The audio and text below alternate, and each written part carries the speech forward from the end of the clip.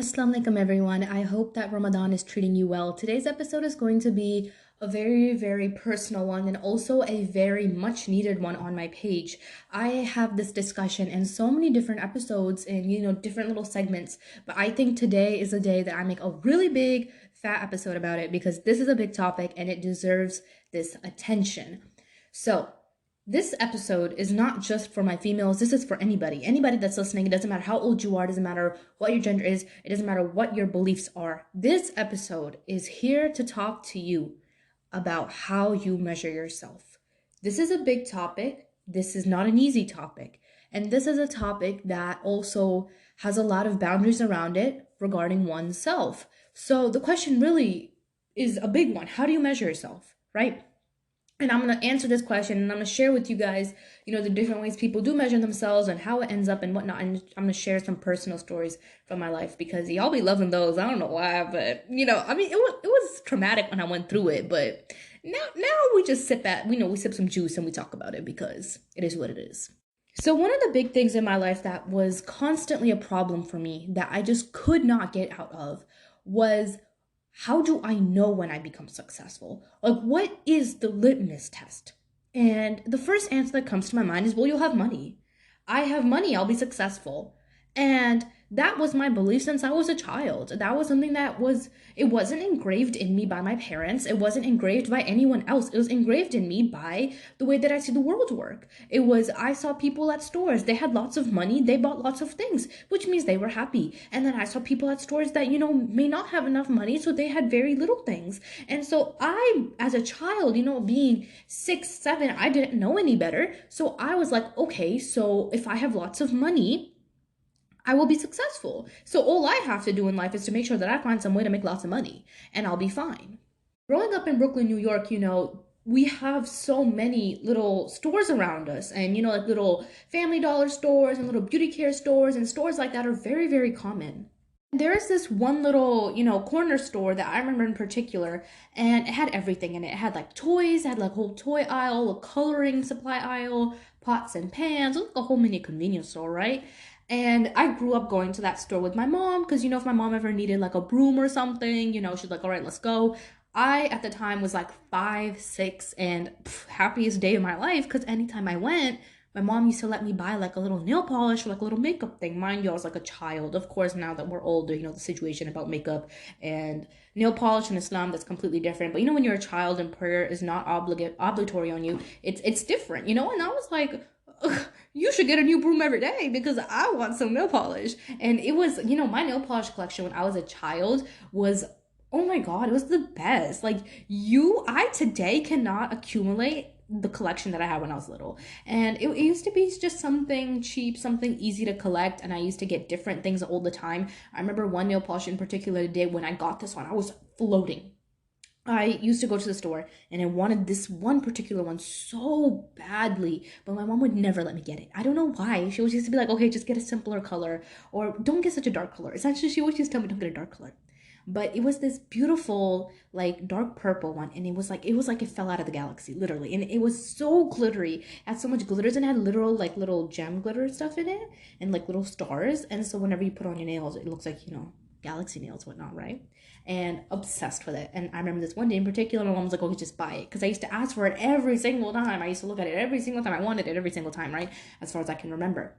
So anytime she used to go there for, getting anything, even like a house appliance thing, it was like, I get a nail polish. So this is a dub for me. Like, you are going to take me every single day. This is a W. I'm getting a nail polish. And I loved nail polishes growing up because it just felt like happiness to me. I was in 5th grade and I used to buy like these big nail kits, the little different brushes and the dots and whatnot. And I used to literally be making cherry blossoms on my nails. I was a pro. I was really good at what I did. And I used to make pandas and all these other things. And I used to call people over to my house, like, baby, I'm gonna do your nails.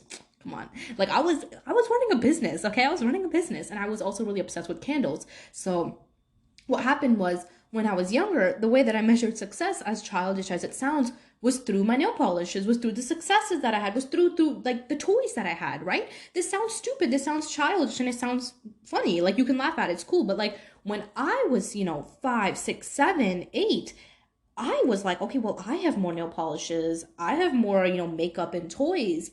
than this person does, which means I am better, which means I am successful, which means that, oh, I won today, right? It wasn't even my money, it was my parents' money. And this is my humble opinion, even today, I do not think anyone is rich until they go out there in the world and make it themselves. I don't care if your parents are rich. That doesn't give you a crappy reason to be entitled. So many people have rich parents and they're driving nice cars and they're over their head about it. They're like, oh, I'm rich, I'm luxurious, I have this, I have that. Baby, that's your parents. That is your parents. Shut up. I hate people. Like, there's nothing wrong with, accepting and using what your parents buy you, getting nice cars. Nothing wrong with that. But when you start to get arrogant about it and you start to get over your head about it, that, oh my God, look at my car, and you belittle people who actually work jobs, who are actually working the long hours to make money, shush.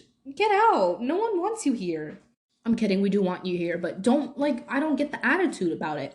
And it's so sad because I see people like this all the time around me where they have so much pride in them. They're driving like a BMW, or they're driving a nice car, they're driving a Tesla. And it's like, okay, it's great, mashallah, I'm happy for you. I'm not trying, I don't care. But it's like, why are you treating other people like crap because you have something your parents gave you? I just don't get that, because I feel like the real judgment comes like after, like when you actually have to sustain your own lifestyle, then it's like, okay, let's see what happens. And again, I'm not wishing bad upon anybody, but I just don't get why people are arrogant. Again, there's nothing wrong with having nice things, using nice things, whatever. But like when you get arrogant about it, it just gets me kind of confused because it wasn't even yours, right? Anyway, but as a child, this was my measure of success. And then, coloring books. I was obsessed with coloring books. It was like, if I had the newest Barbie coloring book, I ate. I am queen. This is it. I'm the best. If I had the nicest, dress that day at a party, those little tutus that girls be wearing, I am the best. And so it was kind of that thing as a child where it was, I want to make sure that my nails are done every single place that I go. So other little girls can see that my nails are done and be like, oh my God, she's so cool, right? So it was like a validation thing. And I know that sounds so stupid, but I was like 5, y'all. I didn't know any better. And that is your world when you're 5. School's not even that serious when you're 5. It's about, toys and how you look and like makeup and nail polish and stuff like that. That's what matters when you're like 5, 6, 7, and 8 and you're a girl. And if you're a guy, then it's like Hot Wheel cars, like who has the most, who has the nicest track sets and things like that. So for me, it was that. And I always felt so incredibly happy when one person used to compliment my nails. One person. It could be any person on the street. It could be my teacher. It could be my best friend. If they said, you have nice nails, I like your nails today, that's it. I'd be so happy. I'd go to bed like that's it. I am billionaire today, okay? I'm done. I won. And I used to get so happy about it because it was like, that is how I measured myself, right? And if only times were that simple. As I grew older, obviously I grew out of makeup and nail polish and things like that. I like nail polish, but it's like now it's just whatever. And then like makeup, in my teen years, I was really obsessed with it, before like my period came in and whatnot. I was obsessed with it, and I still have, a collection. It's like, I don't wear it out anymore because, scholars do have opinions on makeup and whatnot, and it's considered like beautifying yourself in front of, non-mahrams, and you shouldn't do that and whatever, so I don't use it. But, it was like I had a nice collection. It was something that I enjoyed. So eventually, I don't even know how, but it just became a side thing. Like the makeup, the nail polish. Now I'm 12, I'm 11, I'm 13. I have, like, now I can go to the store by myself and I can get a nail polish if I want. I don't have to ask my mom. I don't have to show my mom. I can go to the store now and get myself a little, elf palette if I want. Ain't nobody gonna say nothing to me. No one's gonna ask me. And I did, when I used to go, like, after school with my friends, I used to buy it and I used to not tell my parents. I mean, she used to find it anyway, but, like, I used to do that. And it was great. And it sufficed for the time being. But then after that, it just wasn't enough. And slowly, my validation, my self-measurement of makeup and, beautification, it just vanished. I don't know where it went. It wasn't until I got my period that, I was the first out of my friends to get my period. And I feel like my period story is always so funny. I know that I said that this episode was for everyone, but listen, if you're mature, you'll be fine. My period story is so funny because I was the first one to get it out of my friends, and when I first got it, my mom she actually cried. She was not happy. It was out of anger. She was upset. She was mad. I think I was like 13, 14, and she was like, that is so early. that is so early. And, she was really worried about like development issues and whatnot. But now that I look back at it, 13, 14 is normal. But I was the first out of my friends, right? And when I first got my period, I was in school, and it was middle school, and I didn't know like what was going on. And I don't know why it came during school. That is so shady. That is so rude. But I was at school, and it just was there, and it wasn't full blown or anything, so I didn't pay much mind to it. And then I went home, and I got really worried because by night it wasn't, like I'm on my period, and I didn't know what it was. I called my sister and I go, hey, I have to tell you something, but don't tell anyone, okay? Like, don't tell anyone.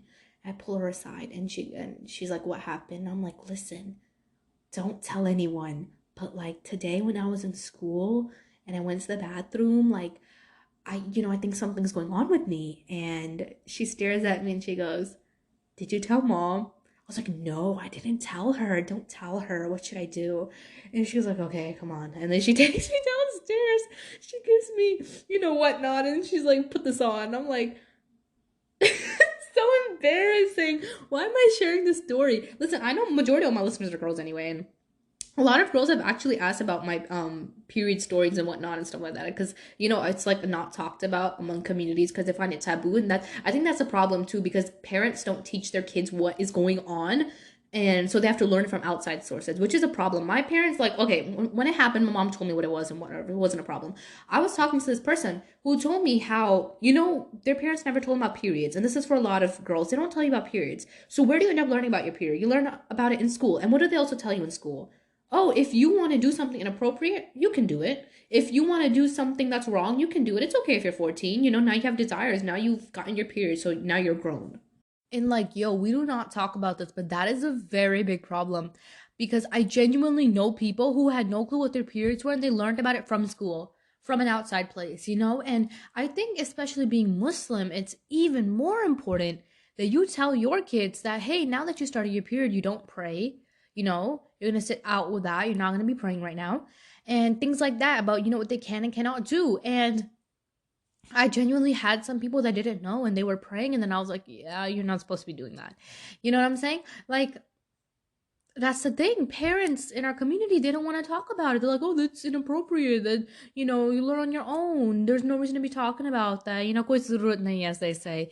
But it's like, then your kids learn about it from outside. Then your kids learn about it from at school. And then they learn that, now that you have it, you are like, you can do anything. And it's so sad, because I genuinely know people whose parents are like, if you feel like you need to do, something inappropriate, just do it, but be honest and tell me so, we can handle the situation. I'm like, what's going on? I get so shocked that parents are okay with that type of stuff. And I mean, the people that I've seen that being okay with are usually not Muslim, but even then, like, your child's like 14. How are you okay with that? But when you are Muslim and you don't tell your kids, well, they learn from outside, and then whatever they learn from outside is the rest is history, really. Then they got to filter through what you tell them, what school tells them, and what health class tells them, and then what Islam tells them. And then it's just tell them, like, when they get it, just sit them down and tell them what it is. It's awkward, it's embarrassing, whatever. Do your fair share of embarrassing adulting, and let's keep it pushing, because it's honestly way better to just hear it than have to like learn it from like health class. And then no, just stop. But yeah, literally just tell your kids. It makes everything so much more better.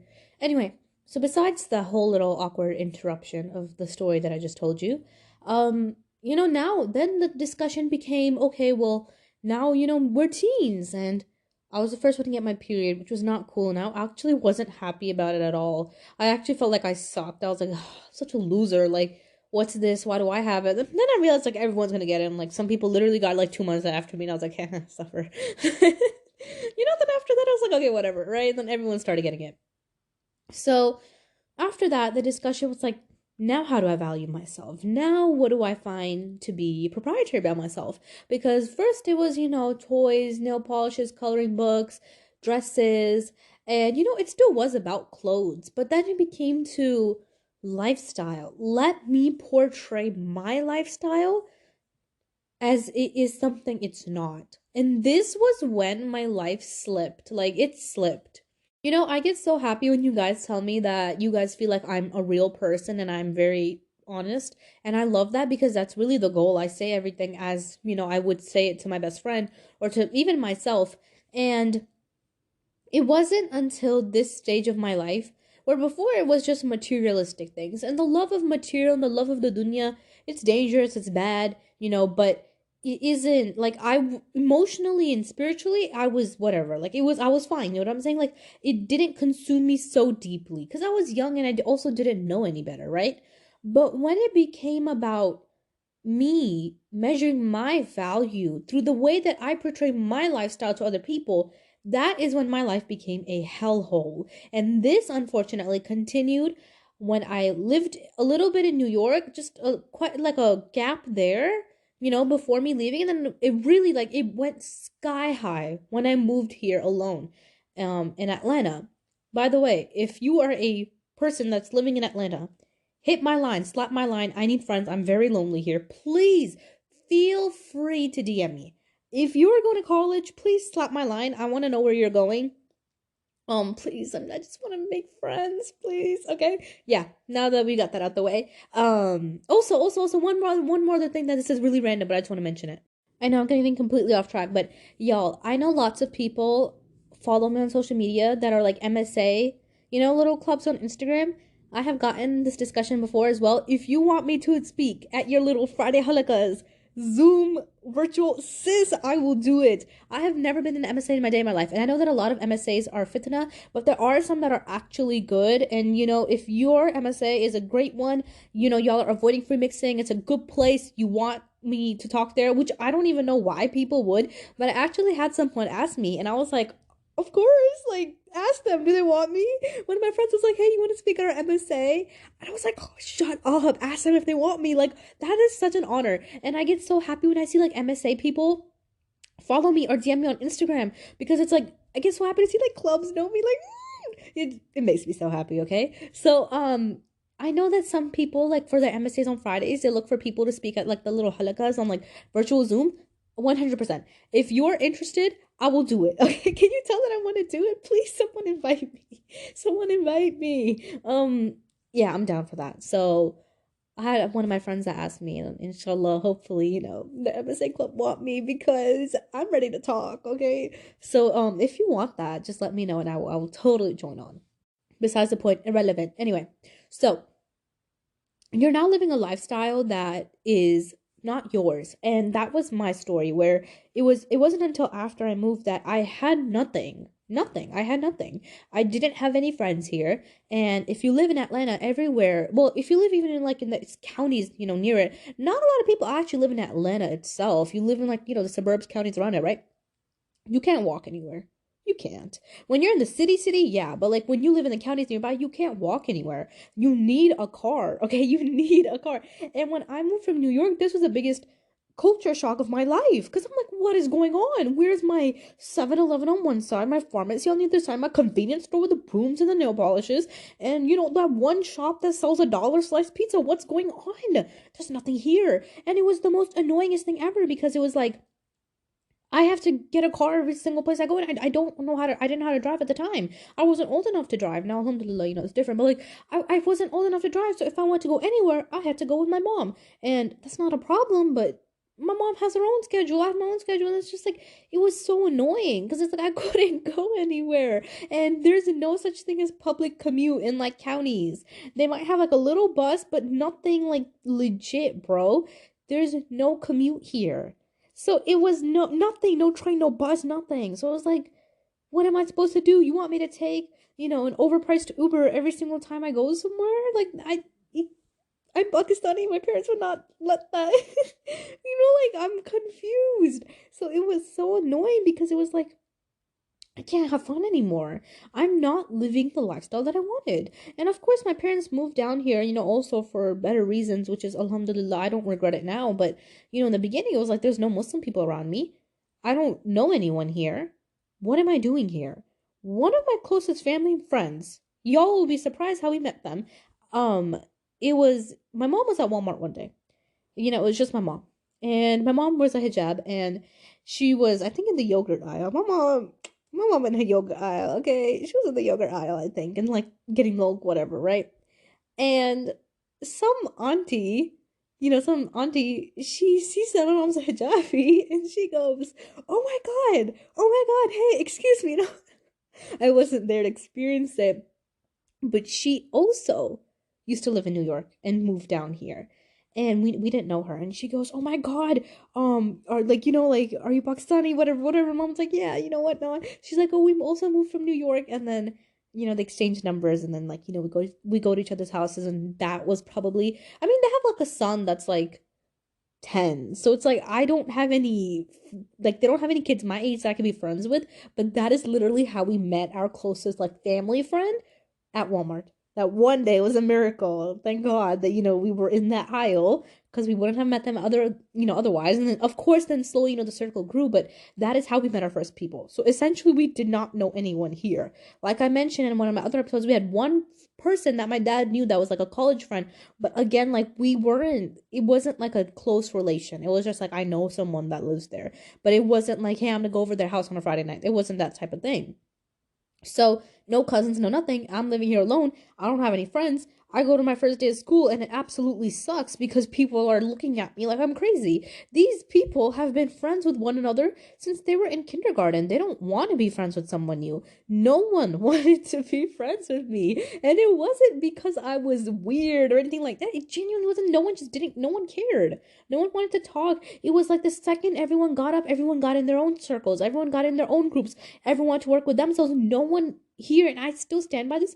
People say that the South is very, very like loving. I feel like the South is very hostile. I have not had a great pleasant experience here. Maybe because I hate to say maybe because I'm Muslim, but how it's like there are some people in the South. They're very sweet. They'll just say, "Hey, good morning," try to hug you, be nice. Okay, that's different. But like that's very rare too. That's like sometimes at the pharmacy. But your general people within schools and communities and teachers, they're not very nice and not very welcoming. A lot of people just kind of stare at you and they won't say anything. And even if you say like, hey, to break the awkwardness, they'll just continue staring. I haven't had like a great experience. And I've talked to other people about this as well, and they've kind of agreed. So it hasn't always been great. I kind of found it to be a little bit hostile. But yeah. So no one cares because who wants to be friends with someone that's random and new? And of course, then I did slowly make friends, and I'm not friends with those people anymore because the situation with that unfortunately didn't work out. I mean, it's so cool. There's nothing wrong, I don't even know where they're at in life. It's just like we all went our different paths, and I don't even see them anymore. I literally go to the same high school as them, but we just don't see each other anymore. Our paths just don't cross anymore, right? Um, so one of the first friends that I made when I came down here, and I still, even though things fell off, with her, I still value her in the sense that she was there for me in my middle school era, for the first year and a half when I first moved and I didn't have anyone, which was really kind of her. But, after that things became different and then, drama in middle school and whatever. But it was fun in the moment being because it was like, I finally met someone. And she also, I think, used to at least at one point at least visited New York or her family was in Florida. I don't know. But she understood. And we became really good friends. And then from her, I became friends with her friends. And then we became a big group of people. And it was like, that's it. Like I had the most friends out of everyone out of nowhere. And it was a miracle. And I felt like it was God's blessing because I was like, I moved to a place that has nowhere to be, nowhere to do. And now I have like the most friends. And at that phase of my life, my measurement of success came from how many people are in my circle. And then it was like, how many people are in my circle? How often do I go out with these people? How often are me and these people having sleepovers? By the way, never. I'm Pakistani. How often do, we get to go out and eat food and have fun? How often are me and my best friends having the nicest things? And it became like a lifestyle thing, right? Where I was judging my success based off my circle. So this also plays into the lifestyle category because this lifestyle phase was a really big one of mine. You'll see how it goes throughout the years, but it became how I judge myself and how I see success was through my circle. And it was like, at this time, academic validation was like a spark in me. It wasn't that deep. It wasn't severe. It got psychotic when I went to like high school, but it wasn't deep in me. It was just kind of like, oh, I really want a good grade. Oh, I didn't get a good grade. Okay, whatever. It was that type of thing. I got worried. I used to be stressed out for classes, if I was going to fail them, but it wasn't my everything. My everything was my friends. My everything was the fact that I could wake up every day and go to school, have the best group of people around me, and the people that understand me, the people that relate to me in every single way, shape, or form. This is success for me because it felt like I had everything that I had before, and now God has blessed me with it again. And it felt perfect. It felt like what you dream life to be because you're waking up, even if you don't get to experience the same New York lifestyle, which was honestly a heartbreak for me regardless, because it was kind of like the feeling of just getting off the bus, in New York, going after school with your friends to get a dollar slice of pizza or to eat something good or to, go to the gyro carts to get like go to the store. Like it was that was its own thing, and now it's like that's gone, right? So the next best thing that I ever had was friendships. And when I lived in New York, the way that my friendships were was it was more of an outing. We're going somewhere, we're gonna go eat jar, we're gonna go shop at Target, we're gonna go somewhere. It was always, or I'm at their house, they're at my house, we're playing something, we're calling. The actual friendship itself was something I never evaluated because the friends that I grew up around, I knew them since I was an infant. I knew them since I was a toddler. So I knew everything about them and I never felt the need to know more about them. You know what I'm saying? Like it was just natural. Like you talk to them every day, see them every day. You don't think about the friendship after that. You're just kind of like, this is my bestie, this is my homie. They're amazing people. And then after that, you don't sit there and evaluate like, oh, was this person's aggression, was this person's action a microaggression? Was this person's action hateful? Like you don't think about that because when you grew up with this person, like y'all just know each other. So you don't have to take that time to self evaluate yourself on who you're becoming or self evaluate them. And alhamdulillah, they were amazing people. I still talk to them every day and they have encouraged me and helped me grow on my spiritual journey so much. But I just never thought about it because the lifestyle was just so different in New York. After moving here, now that I don't have this outside culture environment lifestyle, now I'm focusing on the people itself. I have made a best friend. I'm in friendships with people. How amazing are these people? How are these people making me feel? How have these people changed my life? And in the beginning, it was great. They were changing me for the better. I was very, very depressed when I moved here. And I shared this story before where, it was one day in particular before when I was struggling to make friends and I was waking up for school and we were going to go out the house and my mom's going to drop me off at school. I started bawling my eyes out ballistically and I started crying and I was like, I just want to go back home and take me home. I don't know why you brought us here. It's not fun. I'm not having fun. And my mom was always like, oh, you have family, it's okay, da da da. And I was like, it's not the same. Like, I want people my age, you know what I'm saying? And so after I was in these friendships, I felt like I had something after having nothing for a very long time when it came to a social perspective.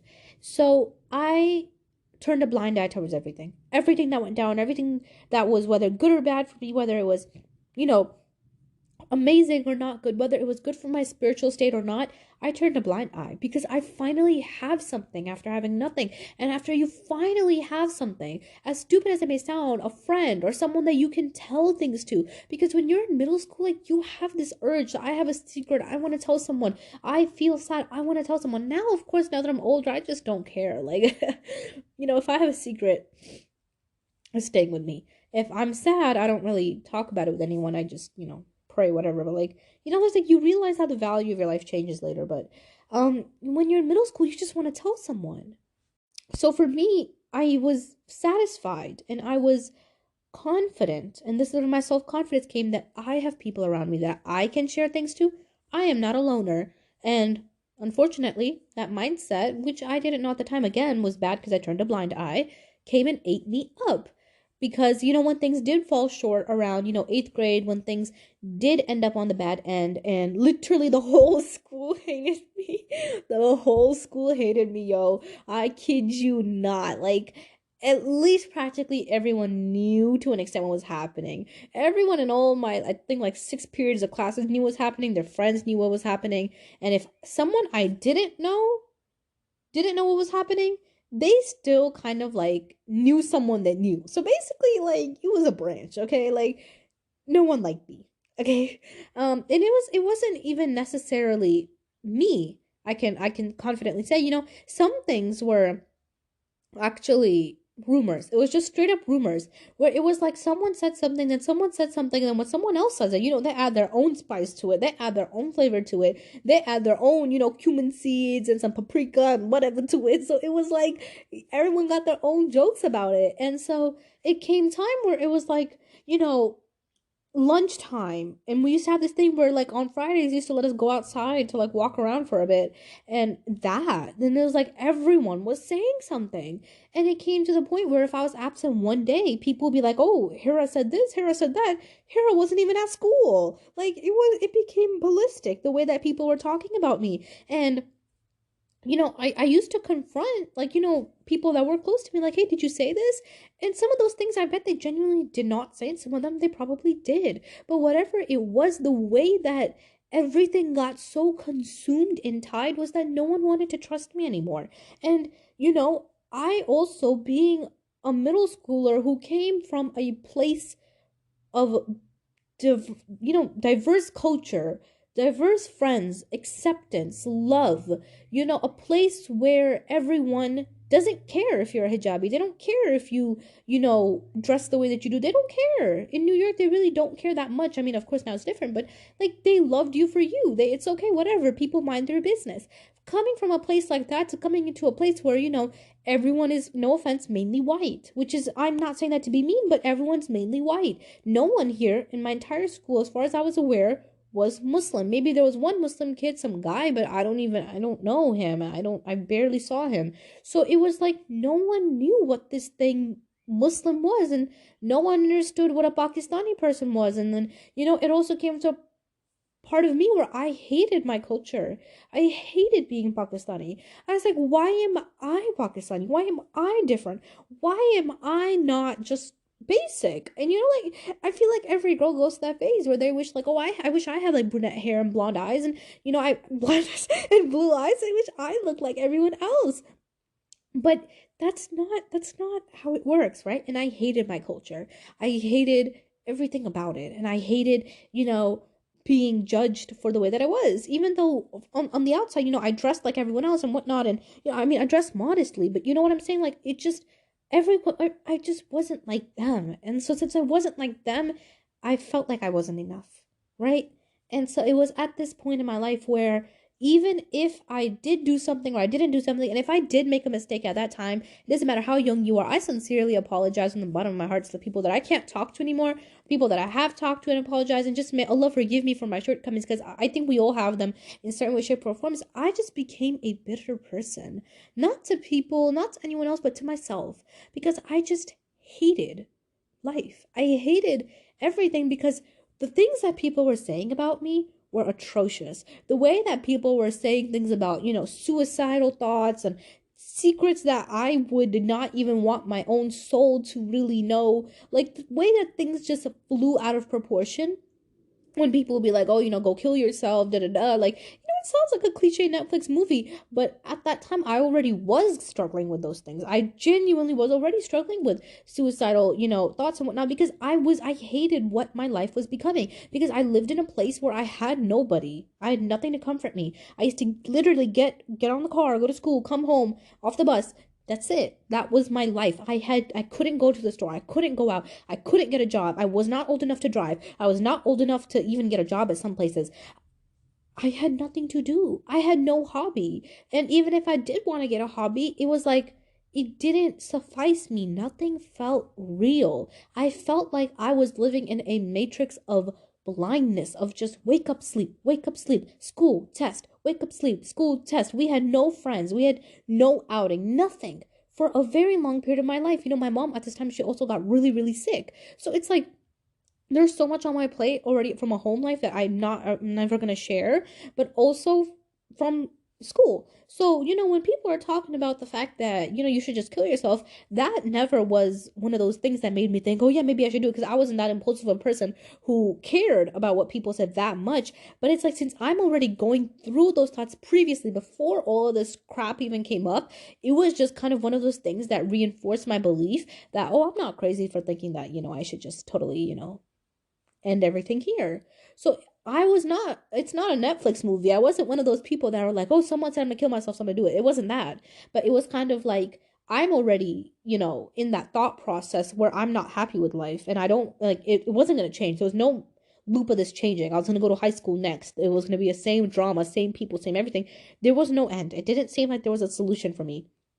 So the discussion comes down to, even though what people may be saying about me, some of it's true, some of it's not, now I'm disliked by these people. And when you have to walk into an environment where everybody hates you, it's crazy because everyone used to just dead be staring at me. And then, like, 2 seconds later, bro, they used to rip out papers and, like, write stuff and, like, pass it around the room and, like, text stuff. And it's like, it was such a prime Netflix drama now that I think back. But it's funny now, but in that moment, it was like, it's so childish. You always have something to say. Like, and again, I had shortcomings too where I became bitter and I stopped talking to people and I just became a bad person inside to myself as well because I hated myself for the way that other people perceived me. So this is where my entire goal of my life became, I'm going to show these people that my lifestyle and me is great with or without them. I don't need them. I'm so happy. I'm so content. I'm so fulfilled. I don't give a crap about what you have to say about me, and I don't give a crap about how you perceive me. I'm totally not sad now. I'm totally not depressed. I'm 100% great now. And it became this thing where you are trying to put on a front to show people that you're okay without them, that you're happy without them, that you're fulfilled without them. And then that became my entire lifestyle. Trying to be someone I'm not, trying to be everything they said I was and accept that, trying to be complete opposite of who I was. Forgetting the fact that I had a culture, forgetting the fact that I come from an Islamic Muslim background, from a family that teaches me to pray 5 times a day. By the way, throughout all of this, I was praying 5 times a day and I did read Quran, but I had no connection. You know what I'm saying? I was just doing it like just as is. Alhamdulillah, that's a blessing that I think God has always put on me, that I was still praying throughout all of this.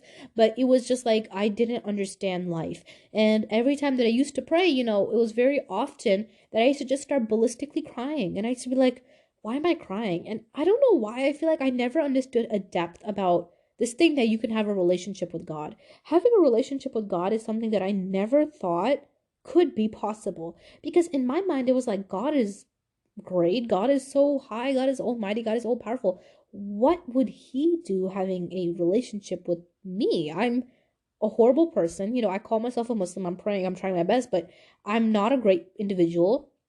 And I always had this belief when I was a child, that when even in middle school, that to be loved by God and to be pleased by God and to have a relationship with God, you have to be a sheikh. You have to be an imam. You have to be a mufti. You have to be someone with a big title.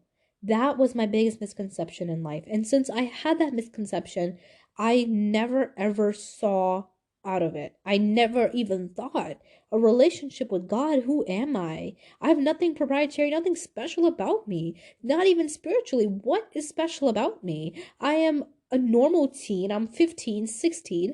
I struggle with my prayers. Like, I prayed, but again, like like feeling. I didn't even know that people had a deep feeling when they prayed. I didn't even know about that. So I thought whatever I was doing, and I thought this whole situation was normal, just praying as it is and then folding the prayer mat. That's it. I thought it was normal. I didn't even know people had feelings. I thought that the people that had feelings and that were crying and, that were so emotionally moved by prayer were people that were big, were people that had titles and people that God loved, not people that love God.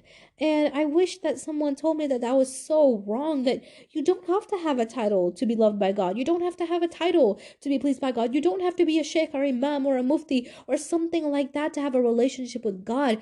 God wants a relationship with you regardless of what your title is, regardless of how sinful you are, regardless of how bad of a person you are. And when I was 15, I was 16, I had no clue of that because I was like, what is proprietary and special in me for God to see me and think, I'm going to love this person, I'm going to put mercy on this person? What is special in me for God to be doing that? I don't have anything to offer. And people that have titles, people that are imams, that are muftis, that are sheikhs, they have something to offer. It's the fact that they're smart, it's the fact that they have knowledge, it's the fact that they preach and do dawah. I don't have any of those things. And I feel like that frustration ate me out alive, because when you don't have those things and you aren't smart and you don't have a title and you aren't a mufti, sheikh, or imam, or an alima, you're normal. You're a normal girl who has nothing to her name. You wonder what you could potentially do to ever deserve God's love, right? And that is a question that used to sit very deep in my heart, and I never looked at it. I never turned towards it, and I never thought about it. As life went on, and eighth grade year was near ending, it was about time for graduation. And even graduating was the scariest thing, because when I had to walk down the aisle, I had people on both sides talking, talking, talking, talking. When it came time for, they're like that, at the end of the year, like parties and whatnot, and congratulation parties and whatnot, I initially was like, okay, no problem, whatever. But then what happened was everyone started screaming that at this party, Lord knows what, they're gonna, what's gonna happen to me. And then they were just talking so much about this, like, oh, she better not come to that party, da da da, whatever, whatever, whatever. Just talking about how they're gonna make it a hellhole of a night for me. So I got so annoyed because it was like everyone's going to this party for, like, you graduated, congratulations, let's go eat some good food, right? But they had this whole other plot, this whole other thought that, um that we're gonna cause these issues. And it wasn't just like a group full of people, it was just the whole school already hated me, so there was no reason for me to go to a graduation party. And I do want to start off by saying one thing for a fact. I should mention this earlier. I sincerely, from the bottom of my heart, have forgiven anyone that has done me wrong, and I sincerely hope that they have forgiven me. You know what I'm saying? Because I can sit here and forgive people all I want, but I truly hope that if I ever had a shortcoming on my end, they also forgive me for it. So may Allah accept that on me. But I mean, like, the whole school already hates you. What are you going to do at a graduation party? Who are you going to socialize with? Who are you going to talk to? You have no one to talk to. The counselor? Who are you going to talk to? And when the graduation party came, the rule was you had to go to school. You had to be in school that day to go to the party. Because if you didn't come to school, they wouldn't allow you to go to the party. Because so many girls would skip school just to get, like, fancy for the party and, like, do their hair and whatnot and go to the salon. I don't even know why. It was like 8th grade. But that was the rule. You had to come to school to go to the party. And I didn't go to school that day. I remember throughout this whole time frame, I used to throw up so much in the mornings. I used to get sick. I used to throw up in school. Like, I just, like, nearly, it was just horrible, right? And the school calls my mom. They're like, send her to school so she can come to the party. My mom was like, at this point, like, my mom knew about the situation at school because the teachers told my mom. It was embarrassing. Even the teachers knew, okay? Awkward. But everyone knew, because there were literally times when the kids used to be sitting there talking to the teacher about me, and, like, the teachers never did crap. Now that I think about it, maybe I'd get you fired if it was me today, but besides the point, irrelevant. May God forgive me. Okay, may God forgive me, because that was rude. Allah, please forgive me. Amen. Okay, anyway. So, at this point, everyone knows, and they were like, send her to school so she can go to the party. We will let her go regardless. Please send her, right? Like, she's graduating, let her go. Mom comes, she wakes me up. Get up, go to school. Get up, just get ready. It doesn't matter what people say, just go to school. No, I don't want to go. I hate it. And I just started crying. And she's like, oh, like, oh my God. At this point, my mom, like, I cried so much. I used to cry every morning. And, like, my mom, she was, I don't want to say irritated, but she was just concerned at, like, a point where she was like, what am I supposed to do? And I mean, she couldn't do anything anyway. Like, at a certain age, you can't sit there and complain to schools and teachers and staff. Like, that's childish anyway. That doesn't make anything better. When you're in 3rd grade and someone, takes your pencil, that's different. And, you could complain and tell your mom and then, whatever, get your seat changed. But when you get old, that's not the scene. No one cares about that. And I didn't want my parents doing anything about it either, because there was nothing to be done, right? The only solution was that I graduate, I get out of there, and I'm free. And I can confirm that even today, like now that I'm 18, I can tell you that I still, till this day, do not see a solution out of what I went through except graduating and getting out of there. Because it wasn't one of those things where you're like, hey, I'm sorry, let's be on cool terms, where we had that discussion so many times. Hey, let's talk it out. Let's be cool. Okay, I never said this. I never said this. Did you say this? No, I never said this. Okay, we're on cool terms. The end, right? And then it'll be like 10 minutes later, someone completely out of the loop would say something, and then the loop would start again, right? So it's like it was impossible with all these outsiders and with all these people that want something to enjoy. So even today, I can say I would not know what to do except getting out of there. Because even if I don't have like an issue with the people initially where it started, everyone else around, the groups and the schools and whatnot, like they had something to say. And it's unfortunate because you can only clear up your image so many times. That's exhausting. And one of those things that I went through that caused so much drain for me was clearing my image. Every like second, third period, I was cleaning my image. I never said that. I didn't do this. What are you talking about that did this. I never would do those things. And then it's like, it's so tiring. It's so tiring having to tell people what you do, what you don't do, why you do it. It's just like, who am I living for? Am I living for you or am I living for me? And if I am living for me, you're making it hard for me. So it just, you know how that goes. So after I graduated, I was so happy, alhamdulillah, that the way that my classes and schedules and pathways and everything just lined up, like we all just broke off. Thank God. And I'm not saying that in a way that like they were bad people. No, because I'm cool with all of them now. Like it's not, I don't have anything against them and I've forgiven them and inshallah they have forgiven me. But it was just like, thank God that you have a new start. Even if I was cool with them and they were my best friends, even today, I would still want a new start. You know what I'm saying? Especially when you live in a small town, you about to go to a high school, you want to meet different brand new people. There's nothing wrong with that. Even now that I'm going to go to college, none of my friends are going to the same college as me. And I'm still like, hey, thank God, new people, hopefully. I'll meet new people. So it's not a bad thing. It's not a shady thing. But, so high school came around and, I got a whole new set of people that it was bad. Let's talk about it. And, it wasn't really until ninth grade where again, I'm breaking off from the people that I used to know and I'm trying to get into new friendships. But again, since I've become so bitter with myself and so bitter with the idea of me and that bitter with the idea of friendships and trusting people and trust issues, that it was like I would talk to people and I would make friends, but I just wouldn't care anymore. And it became in that stage of my life where I just wanted to be someone I'm not to make myself believe that I was succeeding. And that is such a difficult phase. Because why do you do things? You do things for other people to see, for other people to compliment you sometimes, right? Like on a dunya level. You do it so other people can be impressed by you. Or if you're talking about a spiritual state, so God can be impressed by you, right? And that's fine. That's great. But on a dunya level, for people to be impressed by you. But when you aren't seeking to impress people, you're seeking to impress yourself, you question, who am I? And this was such a question that I was like, wait, who am I? Because why am I feeling the need to self-validate myself when I know who I am? I know how I wake up, I know how I sleep, I know where I live, I know the house that I live in, I know my family, I know myself, I know my culture, I know my, education status, I know the way that I act towards certain situations, I know my triggers, I know my dislikes, I know my likes, I know what I love, I know what I hate. So who am I becoming and who am I putting on a front for? If it's not for them, then if it's not for me, and then why? And I feel like I started to feel confused because I wasn't living with any intention. I was living with, I just want to feel like I did something. I want to feel like I account to something. Even the smallest amount of dust, bro, just let me feel like I'm worth something, not a waste of space.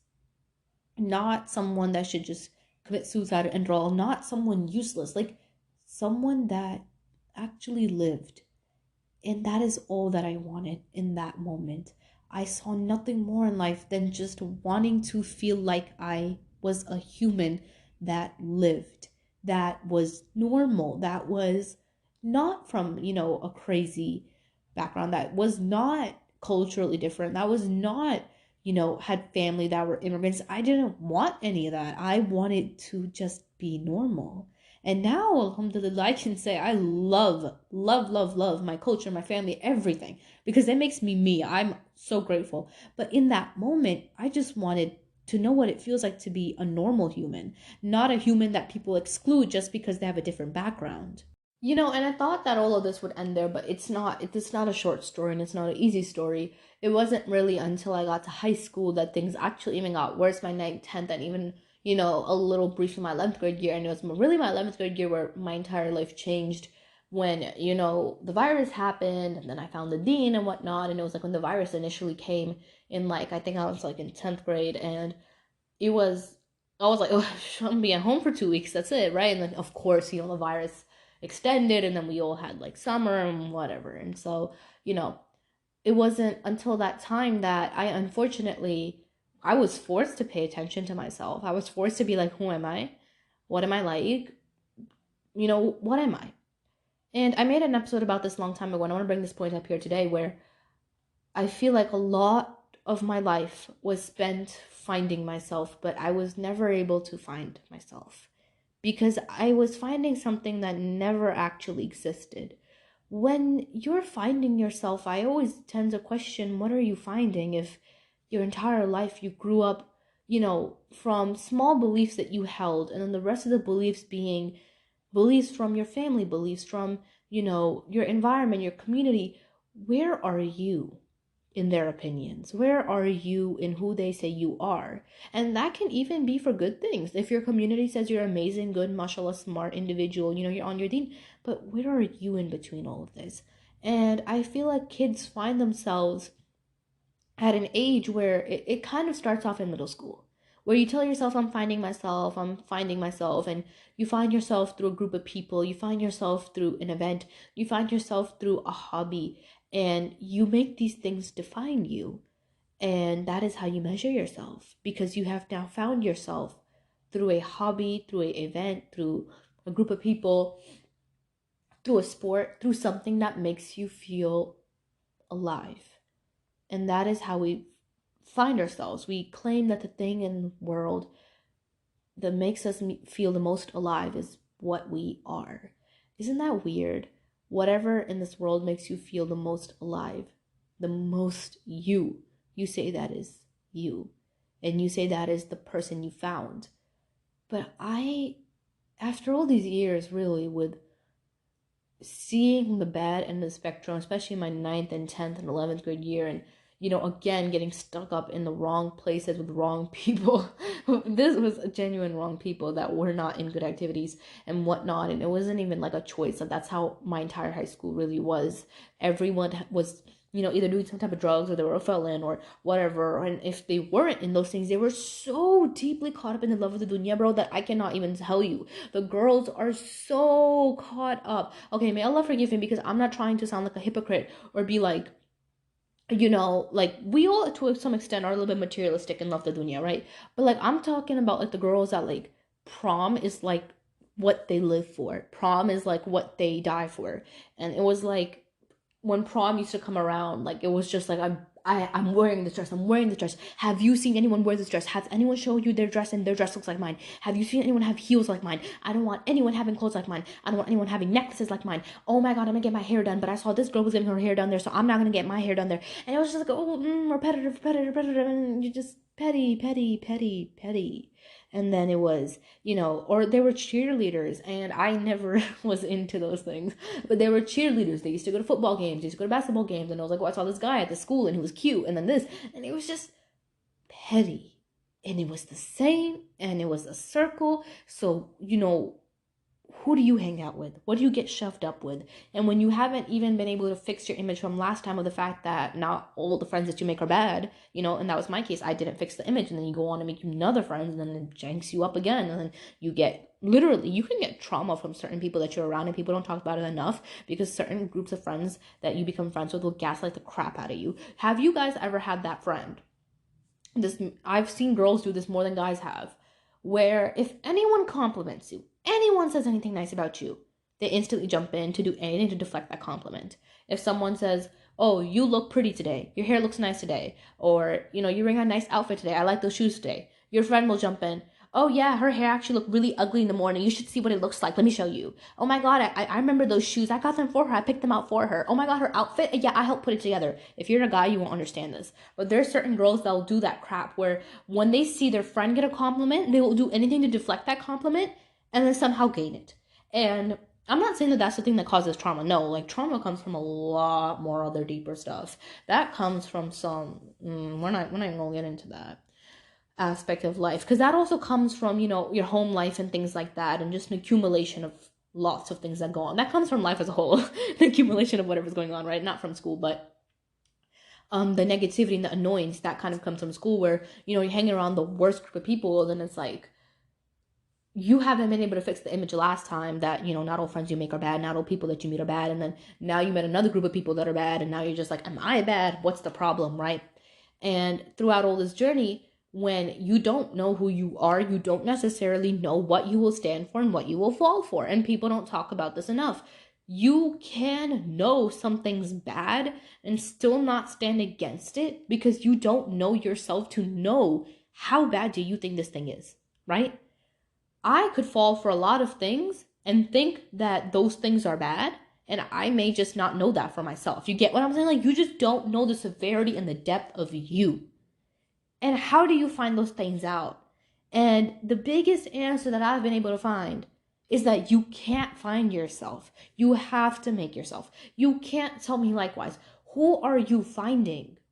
In this whole circle, you grew up, you were a child, now you go to elementary school, you don't even know the concept of finding yourself in elementary school. You come to middle school where you're bombarded with, some people that are doing drugs, some people that are, getting into a really crazy lifestyle, some people that are really toxic, and you think, okay, this is just middle school drama, so you don't put force into it. So when do you actually end up finding yourself? In high school. What happens in the 9th grade year of high school? You're infatuated by the fact that, oh my god, look, so and so has this car, so and so is driving this, so and so is on the cheerleading team, so and so is wearing this to prom.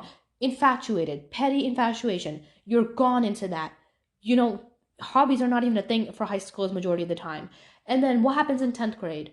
It gets even more severe. Some of your friends, got their first jobs. Now they're driving new cars. Some of your friends got, licenses, and now they're getting into bigger parties. 11th grade year, you're about to graduate by 12, so everyone is like ready to show off, and they're doing the most that they can, to show off and to have an experience and to show people the party that they're going through. And then in 12th grade year, you're going psycho, throwing the biggest parties ever, getting drunk every single night, hanging out with the wrong group of people, and now by this time, like, practically everyone is driving something, whether it's your parents' car, your car, you have a job, whatever, you whipping around everywhere with everyone. So it's like, where are you in this? It's just you living a bunch of events and thinking I'm living. And whatever you find the most joy in, you think that is me. I found me at this event. Girls will go to prom and look beautiful and be like, I have found myself this night. You didn't find yourself. You just realized that, okay, maybe you love, getting ready. That's something you like.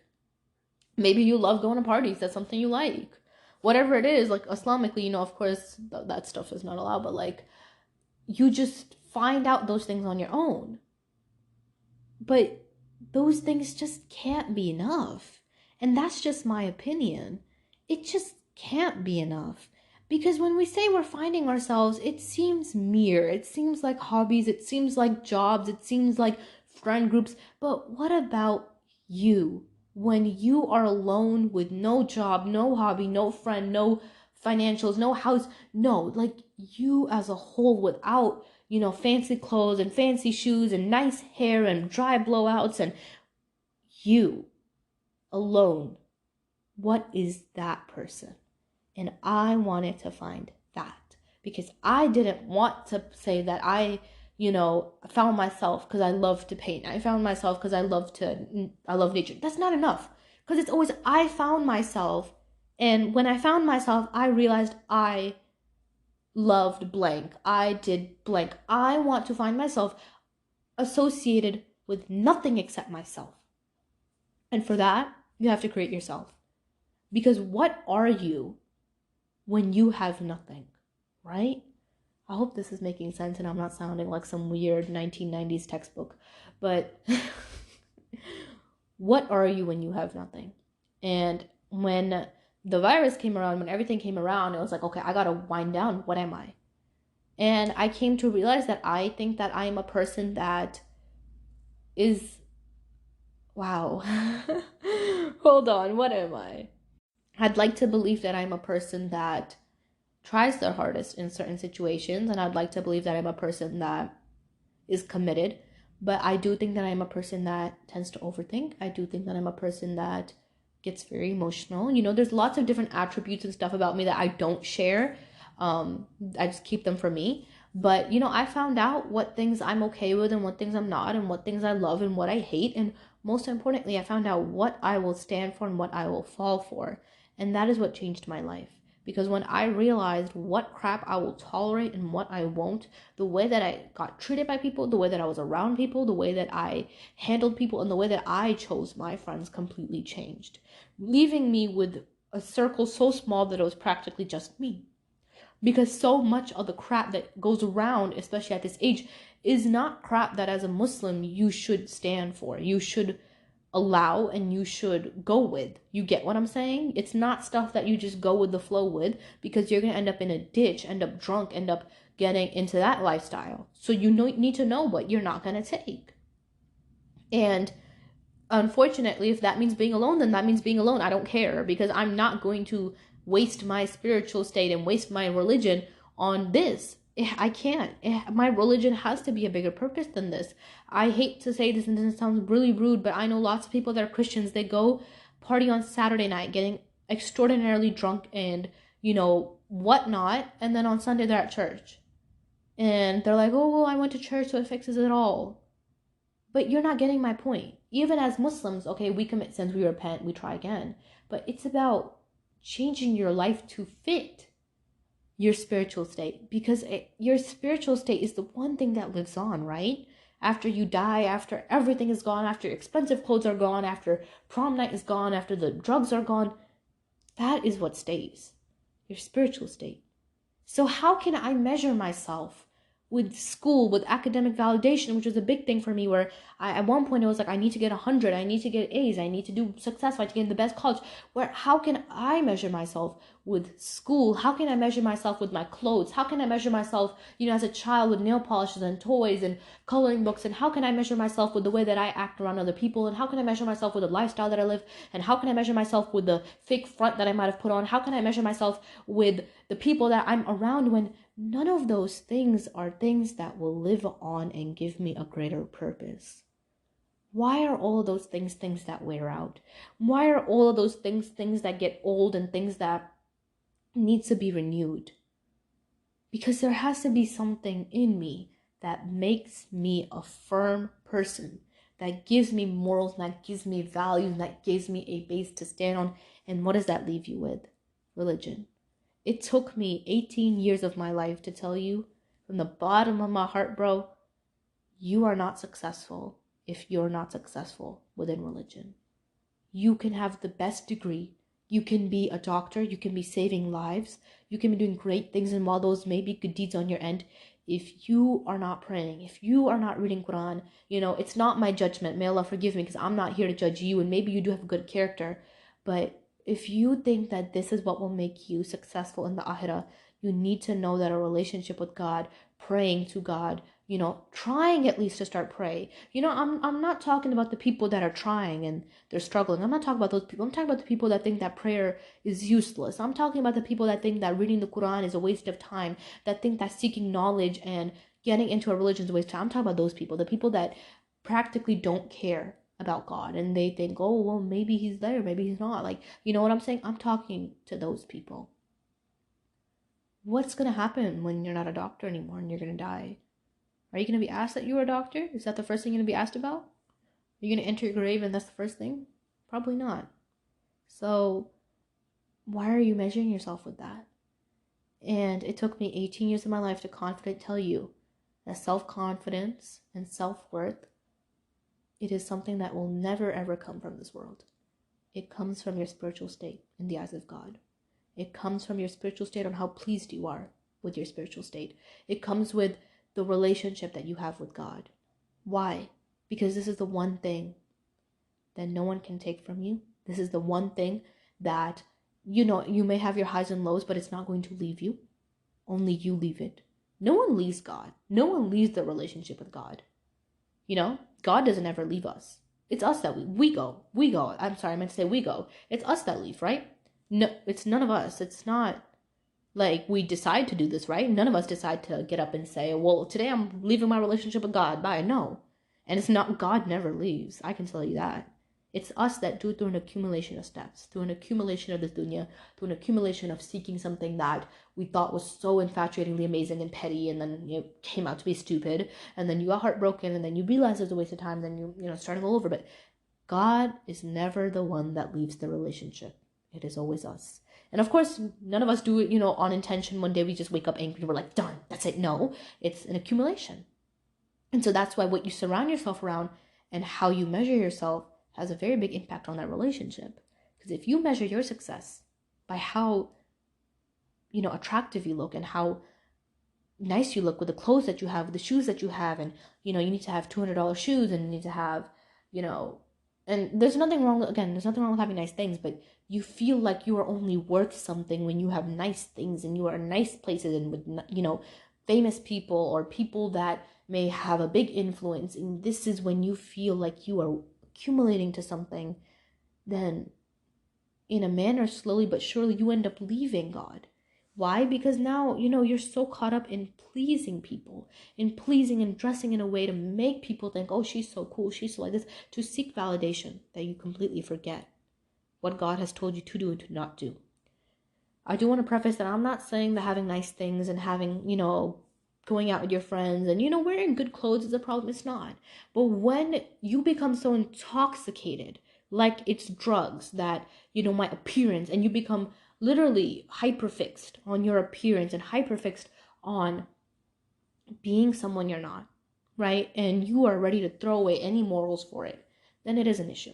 Then it is, because now you are again putting on a front for someone else. And at the end of the night, the question comes down to, who are you when no one's around? It is the question. It's cliche, we hear it a lot, but who are you when no one's around? Who are you when you don't have your clothes? Who are you when you don't have your fancy bags? Who are you when you don't have your fancy events to go to? Who are you when you have no plans? Who are you when you have no friends? Who is that person? And that person is a valuable person if they realize in that time frame that it is God that completes us every time. And it wasn't until that I realized these things, my life changed. Having ups and downs in your iman, in your relationship with God, it's normal, right? But ultimately taking the step back and realizing every single time that I messed up, or it's okay, iman goes up and down, it's normal, let's try again, let's start again, like going through that, right? And realizing every single time that I'm going to try again, I know God's still in this relationship with me, we're going to try again. And getting up every single time, finding new ways to make God to be pleased of you, to achieve Jannah, whether that is through giving more donations, being more kind to people, changing your character. This is a life one, a big one. You change your character, you have become a brand new individual for the sake of God. Whether that is, praying more, reading Quran more, fasting more, changing your life, depending on what the one who is the Almighty, the one that will forever last, the one that won't leave, wants you to be, is what will make you feel the most content and the most fulfilled, because God is not flaky. God doesn't just get up and decide to go out of trend, quote, or get up and decide that that's lame today and that's not cool today. God will forever be as is.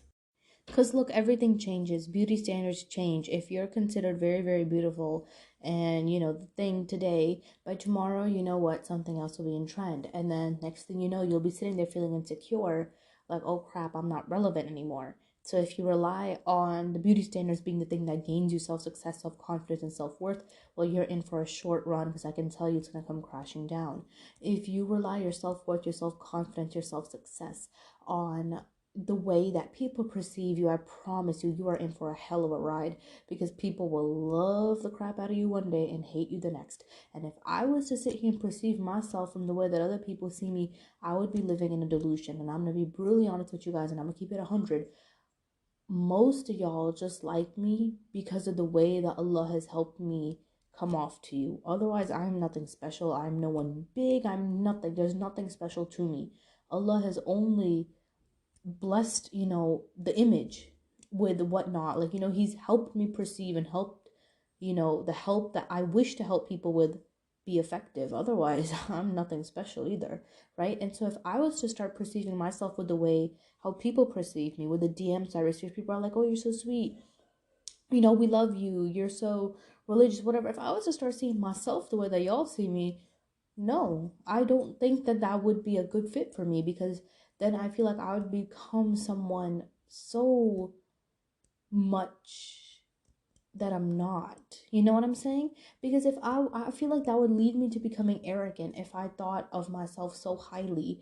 And that's not me trying to be get sympathetic compliments. It's not that. It's just, you know, excessive compliments, excessive praises. It's like if you cannot let those things get to your head, you know. And I feel like as human beings it's really normal to let it get to your head. I think that's very common, you know. It happens, but like you instantly gotta jump back to square and be like, hold on, I can't let that get to my head, because if these people like me, it's only because of the way God has covered my sins and the way that God has helped me, you know, alhamdulillah, perceive to other people. Otherwise, no, right?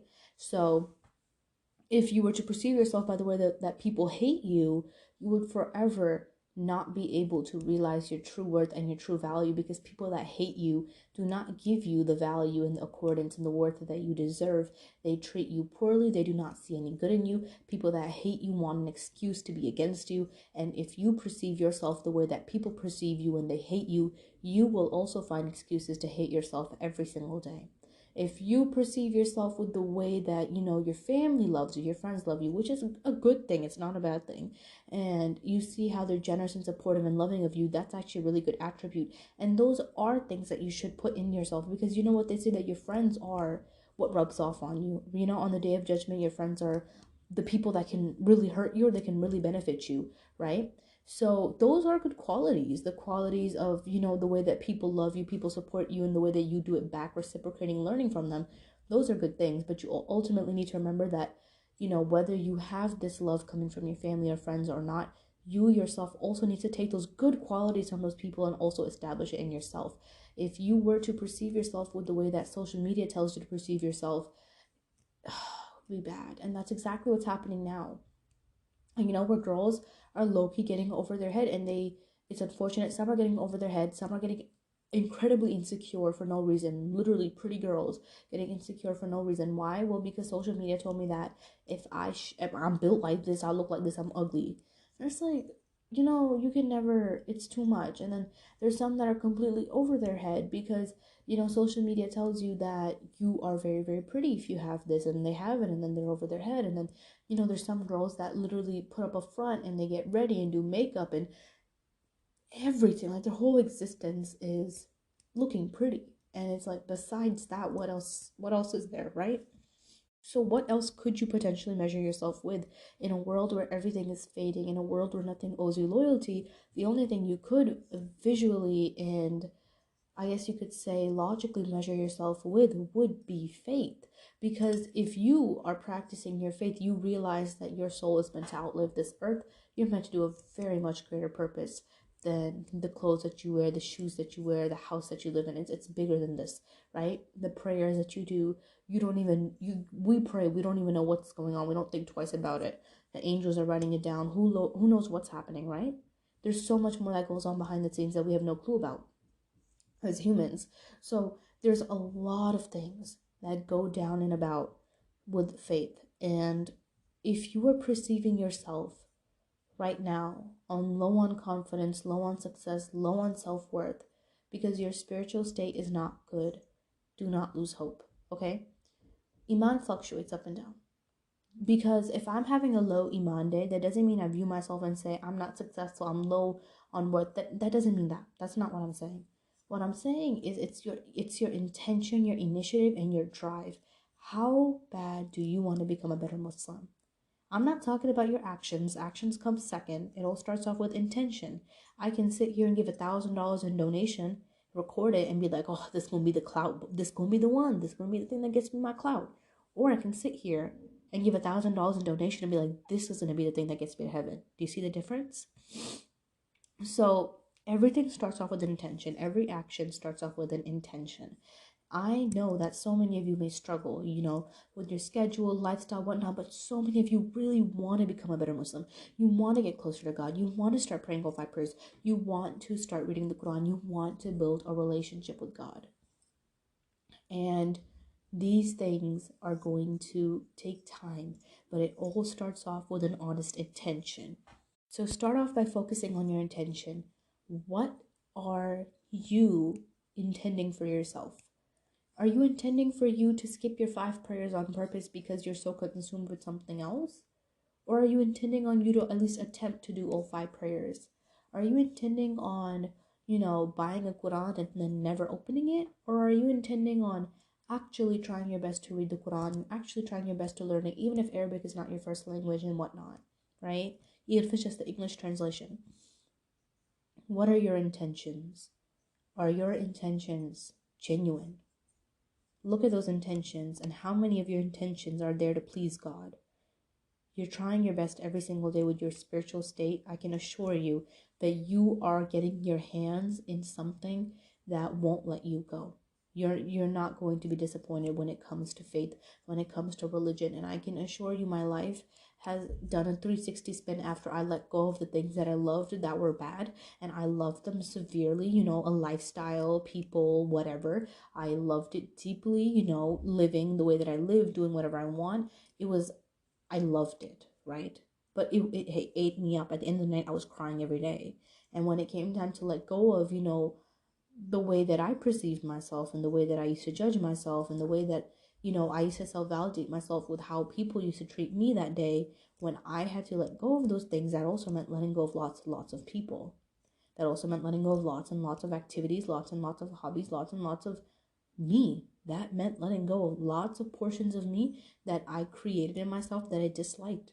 And it's very common that, on the journey, as some people like to say, finding yourself, or I like to say, creating yourself, you will create some parts of you that you may not agree with 100%. And you might have to destruct those parts and you might have to start over. But that's the thing about creating. You do it again and again and again till you at least get to, a route that you're okay with. So when you do have to let go of those things, do not belittle your heart. Do not sadden your heart, and do not get heartbroken, because this was written for you. It's a part of you. And if God has guided you out of so many people to let go of those things, take it as a honor. You will have so many things in life that you will let go, bro. But when you let them go, I swear you won't be disappointed. You won't, bro. Give it a couple months, give it a couple weeks. Even that same day, you might see the miracles of how God will literally switch your life upside down. But you have to give yourself and God time. You have to want it as bad as you want the lifestyle you lived right now. I have talked to so many people that lived a crazy lifestyle for 4 years and then they quit doing everything, right? And it's been a matter of 2 weeks and they're like, I'm so depressed. This sucks. I don't have anything to distract me. I'm so, so sad. I let it go for God, but God didn't do anything for me. You were there for 4 years, okay? You weren't complaining then. You now turn back on the path of God and you're expecting God to do everything for you in a matter of 2 weeks. If it was to work that quick and it was be express shipping, wouldn't it be easier for everyone to just be on their deen, right? But that's one of those hardships and trials of this world. Sabr. How long are you going to keep patience? You have to bear patience and you have to want God to, heal you in the miracles and not as bad as you want it. It really depends on that. There's some people that want it really, really, really bad. They want it to come ASAP. It's not always going to come ASAP. Sometimes, you're going to see the sweetness of your work 2 years down the line. But I can promise you, when you see it, whether it's in this world or the next, you're not going to be disappointed. That's what I'm telling you. So many people are scared to be disappointed. But the ultimate discussion comes down to the fact that you're not going to lose. That's what I'm saying. If you do not gain something amazing that you wished for in this world, you will in the Ahira, right? Look at the reward for it in the Ahira. You're not going to take an L, nowhere, shape, or form. If you let go of something that you may think is maybe haram or maybe it's halal and you don't know, and the scholars have in between opinions. Some people that actually believe that music is okay. They're like, well, if it doesn't have bad words in it and whatnot, and that's completely, it's not right, because music is haram, the instruments are haram. It's not allowed. And one of the big reasons why is because it completely intoxicates your mind. And people like to say, well, it doesn't intoxicate my mind. It's not a problem for me. Like, I go about my day, but then it's like, okay, then no problem, let it go. But it's difficult then, right? Because then it's like, oh, but that it makes me happy in the morning, it gives me energy. But that's what we're talking about. You know what I'm saying? So there's some certain people who genuinely live in the middle, and they're like, I don't know if music is, halal or haram or whatnot. And it's like, then let it go, and you'll see that you'll get rewarded on this earth immensely. First of all, music is haram, straight up. It is not good. It really intoxicates your mind. You hear the same thing, same song, whatnot. It's just not. It's not worth it. I can promise you life has changed completely after letting go. Your life will change after letting go of those things. And it's in the matter of Allah. You have to be patient, of course, to receive those blessings, but you have to try it, bro. Like, at least for 2 months, let go of music. So many people have put their playlists and whatnot on pause because it's Ramadan. Stop thinking that Ramadan is a time for you to pause your bad habits. Try to let go of them. Try to let go of what you think is not 100% benefiting you. We have lots of things in life that bring us joy that are in the gray area, or things that, as guilty pleasures, but like things like music, or if you're into drugs. Oh, sorry, man, I can't hit my vape. I'm fasting. It's Ramadan, bro. After, I'll see you on Eid. What is this for? This month is for that, for you to learn to let go, for you to learn to break off from these things. And you are becoming very, very of your own enemy, letting go of the chances that you have to let go of these things. You get it? Like, if you put them on pause and you're like, I'll come back to it soon, you're being your own enemy, because you have the chance to let go. You have the chance to experience Allah's mercy. I said this analogy in my Discord and the live podcasts, and I'm share here. I saw Mufti Ming talk about this, and it was really good. When Black Friday comes, people literally shop and they stay up all night, days before, going to get, phones, laptops, whatever. Allah's mercy is literally on sale in Ramadan, bro. Get in line. Come on, let's go. Let's go get some. Because look, already as Muslims, it's so easy for us to be forgiven. It's so easy for us to do a sincere repentance, get God's, mercy, whatnot, get on the right track, right? But in Ramadan, it's even better because you get rewarded for everything, bro. Free hasanat. Let's go. Let's go shopping. Like, literally, there's so much out there that God is just willing to throw at you and bless you with, especially in this month, the month of mercy. And there's so many great things in this month. Let's go. Let's go, bestie. Let's go shopping. Like, let's go get what actually will fix your confidence, will actually fix your self-worth, will actually fix your meaning of life. And that thing is faith. That thing is faith. Learning, growing, becoming a better person, and seeking the morals that God has told you is right and is wrong. Getting into those things will heal you, because those things will never leave you. Those things will never desert you. Those things will never go out of fashion. Those things will never go out of trend. Those things will never come up and just decide one day to get up and leave you. Your haram relationship, your little man that you in love with, he gonna get up one day and decide that he had enough of you. But God, your relationship with God, that's not gonna just get up and run away one day, right? Look at what is permanent and establish that in your heart. And through that, grow your confidence, and through that, grow your self-worth, and through that, grow your purpose. Make your purpose bigger than this world. I hope that this episode benefited you in some way, shape, or form.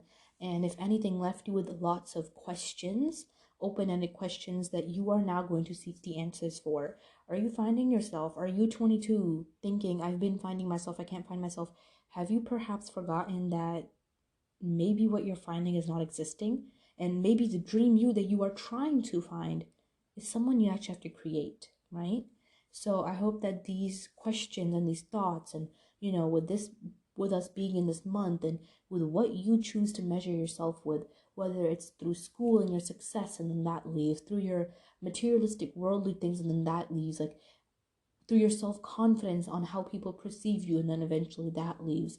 I hope that these examples put something in your mind, because as a child, like I mentioned, it started off with nail polishes, and it went to literally feeling like I'm not alive as a human being, because it was perceiving myself through the world. And what you need to start doing is perceiving yourself through a bigger purpose, which is faith, which is Islam, which is your iman, which is through God, through seeing what God can do for you. Lots of people say that God changes lives, and He does. He does. But so many people don't believe that. So many people don't get to experience that. Why? Because they lose patience. They lose patience. Don't be that person. Do not be that person. Want more for yourself than your clothes, than your house, than your job, your career, your husband. Men got cooties. I'm sorry, I gotta stop saying that. Y'all, in the Discord, I'm always joking around saying stuff like that with my girls, but I promise in real life, I'm not one of those girls that are like, ew, man, I'm not one of those girls, because I'm sorry, that's all that feminist crap, but just a light joke, don't get offended, okay? God. Watch all the men start unsubscribing. I don't care. Go. But just messing with you. Month of Ramadan.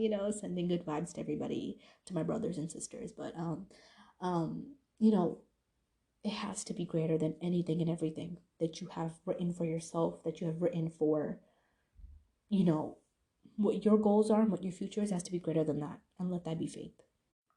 If you like the discussion of the whole finding and creating yourself, I think I have an episode on this which was very long. I think it was The Dark Road to You and Your Purpose. I think that's what it's called. So feel free to scroll down and, get a really big, deeper analysis in that argument, in that discussion.